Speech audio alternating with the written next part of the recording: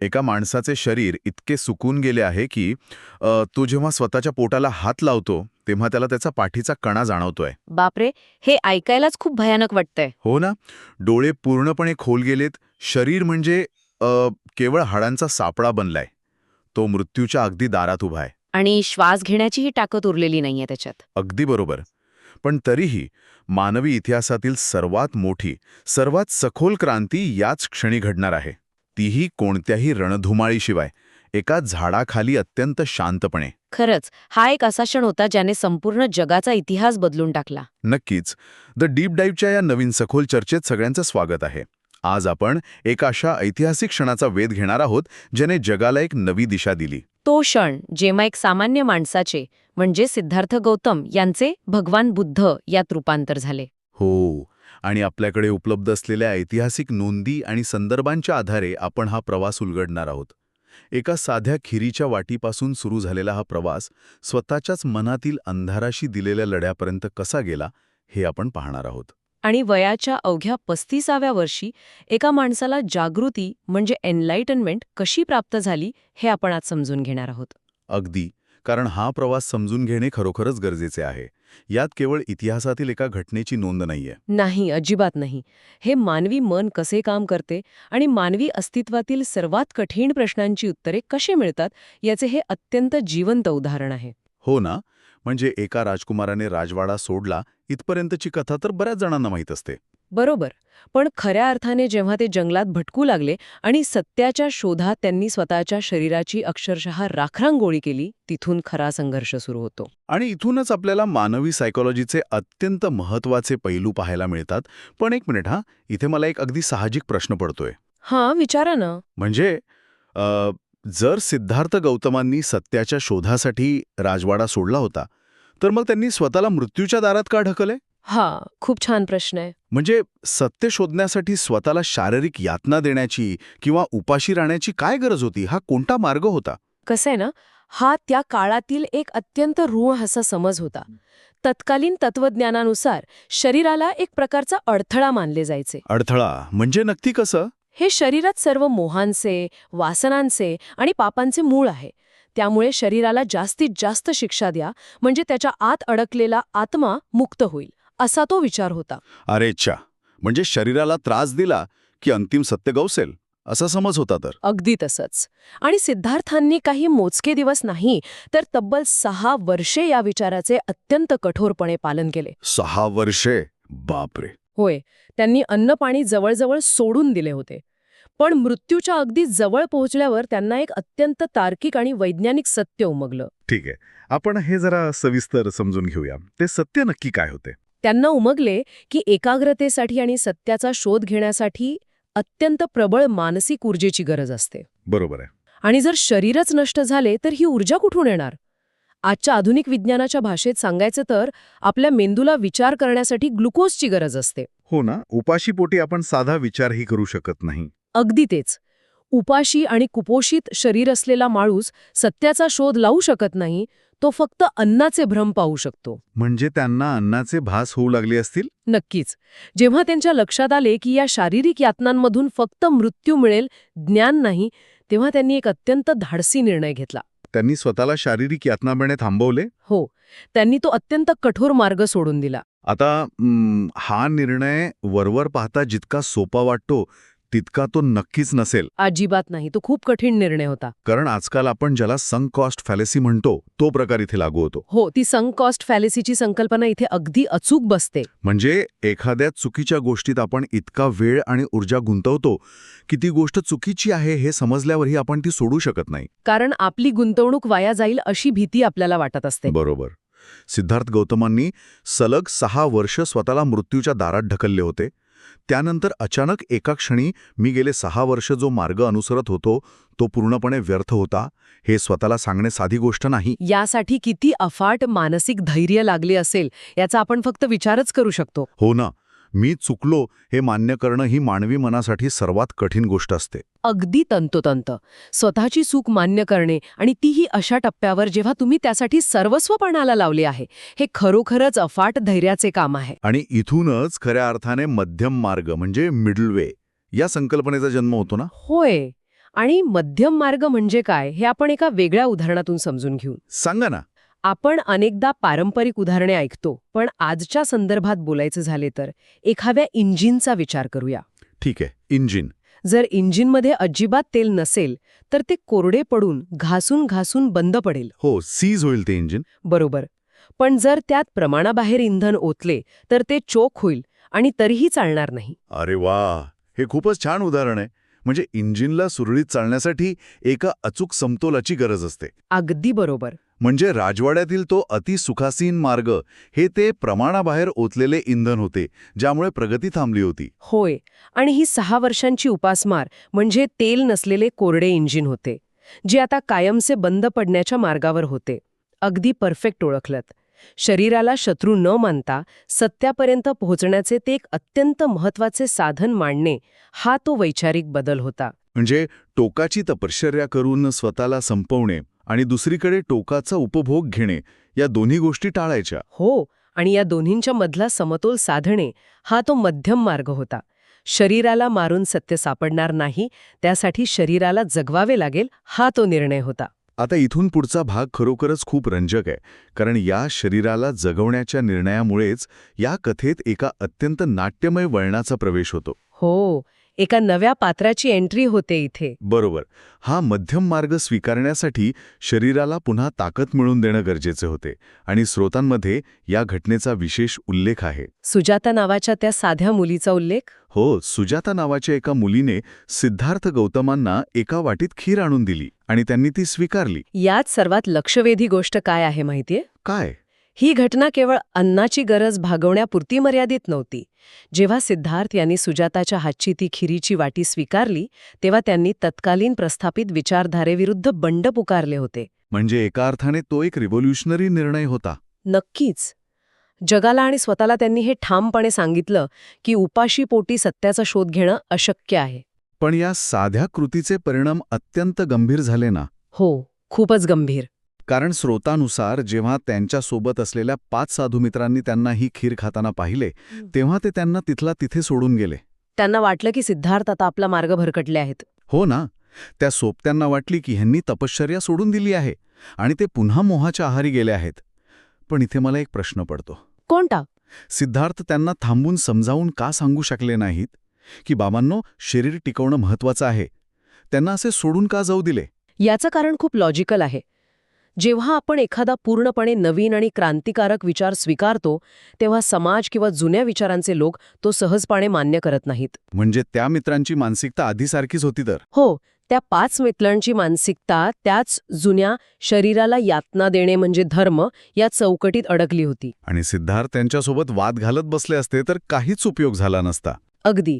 त्यांना माहीत होते की जोपर्यंत ते स्वतः अंतिम सत्य प्राप्त करत नाहीत, तोपर्यंत त्यांचे शब्द केवळ पोकळ दावे ठरतील.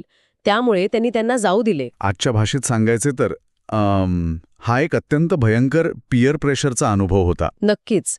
पीअर प्रेशर आणि सोशल व्हॅलिडेशनचा प्रश्न होता हा. मानवी उत्क्रांतीच्या सायकोलॉजीमध्ये असे म्हटले जाते की समूहातून बाहेर काढले जाणे किंवा बहिष्कृत होणे ही माणसाच्या मनातील सर्वात मोठी आदिम भीती असते. हो, कारण प्राचीन काळी समूहातून बाहेर पडणे म्हणजे थेट मृत्यू असायचा. बरोबर. आणि इथे एका खिरीच्या वाटेमुळे सिद्धार्थ अचानक त्यांच्या समूहातून बहिष्कृत झाले. समाज काय म्हणेल? तुमचे सर्वात जवळचे मित्र तुम्हाला भोंदू समजतील. या सगळ्या दबावाविरुद्ध उभे राहण्याची ही एक प्रचंड मोठी घटना आहे. आणि ही बहिष्कृत होण्याची भावना माणसाला सर्वात जास्त कमकुवत करते. आपण ज्या समूहात असतो त्यांची मान्यता आपल्यासाठी प्राणवायू इतकी महत्वाची असते. पण जेव्हा सिद्धार्थांनी ती खीर स्वीकारली, तेव्हा त्यांनी या मान्यतेची किंवा सोशल व्हॅलिडेशनची पर्वा करणे सोडून दिले होते. म्हणजे लोक काय म्हणतील यापेक्षा सत्य काय आहे हे त्यांच्यासाठी जास्त महत्वाचे झाले होते. अगदी बरोबर. स्वतःच्या मार्गावर आणि स्वतःच्या सत्यावर ठाम राहण्याची ही तयारी त्यांच्या प्रवासातील अत्यंत निर्णायक पायरी होती. आता त्यांच्या आजूबाजूला कोणीही नव्हते. ते पूर्णपणे एकटे होते. हा, तो बिंदू आहे जिथून गोष्टी अत्यंत वेगवान होतात. सोबती सोडून गेले आहेत, शरीराला खिरीतून थोडं पोषण मिळाले आहे आणि ते पूर्णपणे एकटे आहेत. आणि अशा या अवस्थेत ते एका अंतिम निर्णयाप्रत येतात. स्रोतांमध्ये बोधगयेच्या त्या पवित्र भूमीचे अत्यंत सविस्तर वर्णन आहे. तिथे वाहणाऱ्या निरंजना नदीत सिद्धार्थ स्नान करतात. हो, शरीर आणि मन स्वच्छ करून ते तिथे असलेल्या एका पिंपळाच्या झाडाखाली ध्यानस्थ बसतात. ज्याला आपण आज बोधिवृक्ष म्हणून ओळखतो, आणि तिथे ते एक ऐतिहासिक शपथ घेतात. ती शपथ अशी होती की माझे रक्त आटले तरी बेहतर, माझी हाडे गळून पडली तरी चालतील, बापरे. पण जोपर्यंत मला अंतिम सत्य सापडत नाही तोपर्यंत मी या जागेवरून आणि या आसनावरून अजिबात हलणार नाही. हां, असा क्षण होता जिथे त्यांनी परतीचे सर्व मार्ग कायमचे बंद करून टाकले होते. डू ऑर डायची स्थिती होती ही. हो, करो या मरो, दुसरा कोणताही पर्याय त्यांनी स्वतःसाठी ठेवला नव्हता. हे ऐकतानाही अंगावर काटा येतो. बाह्य जगाकडून मिळणाऱ्या सर्व आशा, लोकांचं मार्गदर्शन, जुन्या रूढी परंपरा, या सगळ्यांचा त्याग केल्यानंतर माणसाचा खऱ्या अर्थाने स्वतःच्या आतला प्रवास सुरू होतो. अगदी. आता त्यांच्याकडे कोणतेही पुस्तक नव्हते, कोणताही गुरु नव्हता. एकतर मी सत्य शोधूनच उठेन, नाहीतर या जागेवर माझे प्राण जातील, असा हा निश्चय होता. पण इथूनच सर्वात मोठ्या युद्धाला सुरुवात होते. हो, कारण झाडाखाली बसल्यानंतरची ती रात्र साधी रात्र नव्हती, ती मानवी इतिहासातील सर्वात मोठी रात्र ठरली. श्रोत्यांमध्ये या रात्रीचे वर्णन करताना मारसोबतच्या युद्धाचा उल्लेख येतो. होय, आणि इथेच आपण या कथेच्या सर्वात महत्वाच्या मानसिक पातळीवर पोहोचतो. मार म्हणजे वाईट प्रवृत्ती. पण इथे एक गैरसमज होऊ शकतो. हा मार म्हणजे नेमका कोण होता? हे समजून घेणं अत्यंत गरजेचे आहे की मार हा बाहेरून आलेला, शिंगे असलेला किंवा भयानक दिसणारा कोणताही राक्षस नव्हता. अच्छा, म्हणजे ती एक रूपक कथा आहे. हो, ते एक रूपक होते. मार म्हणजे स्वतःच्याच मनातील वासना, भीती, मोह आणि शंका. तर या सगळ्याचा नेमका अर्थ काय? म्हणजे आपण ज्याला आज इम्पोस्टर सिंड्रोम म्हणतो, तसाच काहीसा प्रकार का? अगदी तसाच. जर आपण हे मोठ्या संदर्भात पाहिलं ना, तर जेव्हा आपण एखादे मोठे काम करायला घेतो तेव्हा आपल्याच आतून एक आवाज येतो. हो, जो सांगतो की तुझ्याने हे होणार नाही किंवा तू या लायकीचा नाहीस. बरोबर. त्यापेक्षा जुन्या सुरक्षित आयुष्यात परत जा, असा तो आवाज असतो. म्हणजे राजवाड्याचे सुख, कुटुंबाची आठवण, मृत्यूची भीती आणि हे ज्ञान कधीच मिळवू शकणार नाहीस, अशी शंका. या सर्व गोष्टी म्हणजे तो मार होता. तो त्यांच्या मनाचाच एक भाग होता. पण मला हे समजून घ्यायचंय की त्यांनी या माराला हरवले कसे? त्यांच्याकडे कोणती शस्त्रे होती? हाच तर तो सर्वात मोठा शोध आहे. त्यांनी माराला हरवले नाही. हरवले नाही? मग काय केले? जर आपण आपल्या मनातील कोणत्याही वाईट विचाराशी किंवा भीतीशी लढायला गेलो तर आपण त्या विचाराला आणखी ऊर्जा देतो. हे खरंय. तुम्ही जेवढा एखाद्या विचाराचा प्रतिकार कराल, तेवढा तो विचार अधिक प्रबळ होतो. हो ना. जेव्हा सिद्धार्थांच्या मनात हे भीतीचे आणि मोहाचे विचार आले तेव्हा त्यांनी त्या विचारांशी कुस्ती खेळली नाही. त्यांनी फक्त अत्यंत शांतपणे त्या विचारांचे निरीक्षण केले. म्हणजे फक्त पाहणे, त्यात गुंतून न पडणे. अगदी बरोबर. मानसशास्त्रात याला ऑब्झर्व्ह बट डोंट एंगेज असे म्हणतात. ऑब्झर्व्ह बट डोंट एंगेज, हे खूपच शक्तिशाली तंत्र वाटतंय. नक्कीच.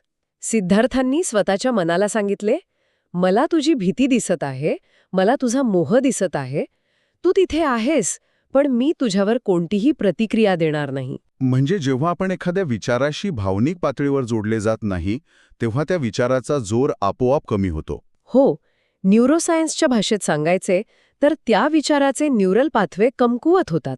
आणि जेव्हा सिद्धार्थांनी या सर्व शंकांना आणि वासनांना फक्त साक्षीदार होऊन पाहिले, तेव्हा तो मार आपोआप नाहीसा झाला. अगदी तसंच घडलं. आणि जशी पहाट झाली तसं त्यांच्या आतला हा गोंधळ आणि अंधार कायमचा दूर झाला. आणि त्यांना निर्वाण प्राप्त झाले. वयाच्या अवघ्या 35व्या वर्षी सिद्धार्थ गौतम बुद्ध झाले. एक असा व्यक्ती जो पूर्णपणे जागृत आहे. Fully awakened. झोपेतून जागे झाल्यावर जसं वास्तव स्पष्ट दिसते तसं त्यांना हे विश्व आणि मानवी दुःख पूर्णपणे स्पष्ट दिसू लागले. आणि या स्पष्टतेतूनच त्यांना ते अंतिम सत्य समजले. त्यांना उमगले की जगातील सर्व दुःखांचं मूळ कारण हे तृष्णा आहे. तृष्णा म्हणजे सतत काहीतरी मिळवण्याची हाव, जे आहे त्यात समाधानी नसणे आणि जे नाही त्यामागे सतत धावणे. पण याला आपण आजच्या विज्ञानाच्या संदर्भात कसे पाहू शकतो? कारण इच्छा असणे ही तर मानवी प्रवृत्ती आहे ना, मग ती दुःखाचे कारण कशी? याचे उत्तर आजचे विज्ञान अत्यंत तार्किक पद्धतीने देते. आपल्या मेंदूतील डोपामिन नावाचे रसायन यासाठी कारणीभूत असते. डोपामिन? हो. जेव्हा आपल्याला एखादी हवी असलेली गोष्ट मिळते तेव्हा मेंदू डोपामिन स्रवते आणि आपल्याला आनंद मिळतो. पण काही काळानंतर आपला मेंदू त्या आनंदाची सवय करून घेतो आणि त्याची मूळ पातळी पुन्हा बदलते. अच्छा, म्हणजे बेसलाईन बदलते. हो, आता आपल्याला तोच आनंद मिळवण्यासाठी पूर्वीपेक्षा जास्त मोठी गोष्ट हवी असते. याला हेडॉनिक ट्रेडमिल असे म्हणतात. हेडॉनिक ट्रेडमिल म्हणजे आपण एक अशा ट्रेडमिलवर पळत असतो जिथे आपण धावतो खूप पण पोचतो कुठेच नाही. अगदी बरोबर. एक इच्छा पूर्ण झाली की लगेच दुसरी निर्माण होते. हाच तो तृष्णेचा फास. सुखी होईन हा मानवी मनाचा सर्वात मोठा भ्रम आहे तर. होय, कारण ती गोष्ट मिळाली की आपला मेंदू लगेच पुढच्या गोष्टीची मागणी करतो. आणि सिद्धार्थ गौतमांनी म्हणजे बुद्धांनी हे चक्र ओळखले. त्यांनी पाहिलं की जोपर्यंत आपण या तृष्णेच्या ट्रेडमिलवरून खाली उतरत नाही तोपर्यंत दुःख थांबणार नाही. एकदा का या तृष्णेचे स्वरूप समजले आणि ती नष्ट झाली की दुःखही नष्ट होते. हा तो महान शोध होता. आणि निर्वाण किंवा जागृती म्हणजे आकाशातून पडलेली कोणतीही जादू नाहीये. अजिबात नाही. ती एक अशी मानसिक अवस्था आहे जिथे मनातील हा सर्व गोंधळ, हे डोपामिनचे सततचे वर खाली होणे पूर्णपणे शांत होते. माणूस त्या ट्रेडमिलवरून कायमचा खाली उतरतो. हे खरोखरच थक्क करणारे आहे. वयाच्या 35व्या वर्षी एक माणूस स्वतःच्या आतली सर्व लढाई जिंकतो आणि पूर्णपणे मुक्त होतो. पण कसं आहे ना, स्रोतामधून एक अत्यंत भावस्पर्शी गोष्ट समोर येते. कोणती? ज्ञान प्राप्त झाल्यानंतर बुद्ध त्याच अवस्थेत, त्याच परमानंदात तिथेच झाडाखाली आयुष्यभर राहू शकले असते. हो, कारण त्यांना शांती मिळाली होती, त्यांचा शोध पूर्ण झाला होता. पण त्यांनी तसे केले नाही. त्यांनी एक वेगळा आणि महान निर्णय घेतला. यामुळे एक अत्यंत महत्वाचा प्रश्न निर्माण होतो. कोणता प्रश्न? ज्ञानाचा खरा उपयोग काय? जर ज्ञान फक्त स्वतःपुरते मर्यादित ठेवले तर त्याचं मूल्य काय? हे खूपच महत्वाचं आहे. बुद्ध झाल्यानंतर पुढचे काही दिवस ते त्याच सर्वोच्च आनंदाच्या अवस्थेत होते. पण मग त्यांच्या मनात विचार आला की हे अत्यंत गूढ आणि सूक्ष्म ज्ञान या जगाला, सर्वसामान्यांना कसे समजेल? कारण जगातील लोक तर अजूनही त्या तृष्णेच्या चक्रात अडकून दुःख भोगत आहेत. होय, आणि तिथेच त्यांच्यातील अथांग करुणा म्हणजे कंपॅशन जागी झाली. स्वतःला शांती मिळाल्यावर ती स्वतःपुरती मर्यादित न ठेवता इतरांचं दुःख दूर करण्यासाठी त्यांनी पुन्हा एकदा या जगात पाऊल ठेवले. आणि यातील सर्वात अचंबित करणारी गोष्ट कोणती माहितीये? काय? त्यांनी आपला नवा प्रवास सुरू केला तो कोणाला शोधण्यासाठी? तर त्यांच्या त्या 5 मित्रांना शोधण्यासाठी, ज्यांनी त्यांना कठीण काळात हा मार्ग चुकलाय असे समजून सोडून दिले होते. बापरे, इथे खरोखरच त्यांच्या करुणेचे दर्शन घडते. सामान्य माणूस असता तर त्याच्या मनात अहंकार आला असता. हो ना, तो म्हणाला असता की पहा, तुम्ही मला सोडून गेलात, पण तरीही मी तुमच्याशिवाय ज्ञान मिळवलेच. पण बुद्धांच्या मनात कोणताही राग नव्हता, कोणताही अहंकार नव्हता. त्याऐवजी मला जो प्रकाश मिळाला आहे तो सर्वात आधी मी तुम्हाला देईन, ही ती शुद्ध करुणा होती. त्यासाठी त्यांनी पुन्हा एकदा पायी प्रवास सुरू केला. आणि मग सारनाथच्या मृगदाय वनात ते त्या 5 मित्रांना भेटतात आणि त्यांना पहिला उपदेश देतात, ज्याला धम्मचक्र प्रवर्तन म्हटले जाते. एका व्यक्तीचा, सिद्धार्थ ते बुद्ध, हा प्रवास पूर्ण झाला होता, पण एका महान विचारधारेचा प्रवास इथूनच सुरू होणार होता. आजच्या या सखोल चर्चेत आपण एका अत्यंत विलक्षण प्रवासाचे साक्षीदार झालो आहोत. अगदी खऱ्या अर्थाने. 6 वर्षांची शरीर पिळवटून टाकणारी कठोर तपश्चर्या, त्यानंतर एका साध्या मुलीने दिलेली ती खिरीची वाटी, जिने जीवनाची नवी दिशा दाखवली. आणि स्वतःच्याच मनातील भीती आणि शंकांशी, म्हणजे त्या मारशी दिलेला तो एकाकी लढा. हो, आणि सरतेशेवटी वयाच्या अवघ्या 35व्या वर्षी सर्व दुःखांचं मूळ कारण तृष्णा आहे हे ओळखून बुद्धत्व प्राप्त करणं. हा सगळा प्रवास आपल्याला केवळ एका ऐतिहासिक घटनेची माहिती देत नाही, तर मानवी मनाच्या अथांग सामर्थ्याची जाणीव करून देतो. नक्कीच.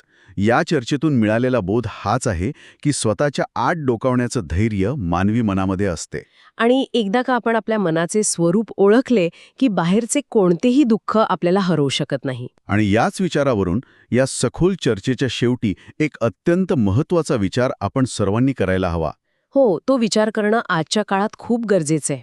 आपण या चर्चेच्या सुरुवातीला त्या शांत क्रांतीबद्दल बोललो होतो, जी एका झाडाखाली घडली. जर मार हा बाहेरचा कोणताही राक्षस नसून आपल्याच मनातील वासना, सततच्या शंका, अपेक्षांचं ओझे आणि भीती असेल, तर आजच्या या सतत धावपळीच्या जगात आपण दररोज कोणत्या मारशी लढत आहोत? सतत काहीतरी मिळवण्याची, सोशल मीडियावर इतरांपेक्षा चांगले दिसण्याची, सतत येणाऱ्या नोटिफिकेशन्सची जी तृष्णा आज आपण उराशी बाळगून आहोत, तीच आपले खरे दुःख नाही का? आपण सर्वजण त्या अदृश्य ट्रेडमिलवर पळत आहोत. जर असे असेल तर बुद्धांप्रमाणेच जगाच्या या गोंधळातून थोडा वेळ बाजूला होऊन फक्त एका जागी शांत बसून स्वतःच्याच या भीतीकडे आणि शंकांकडे तटस्थपणे पाहणे, कोणतीही प्रतिक्रिया न देता फक्त साक्षीदार होणे. हाच आपल्या स्वतःच्या मनःशांतीचा आणि जागृतीचा मार्ग असू शकेल का? श्रोत्यांनी यावर नक्की विचार करावा. हा खरोखरच एक विचार करायला लावणारा प्रश्न आहे.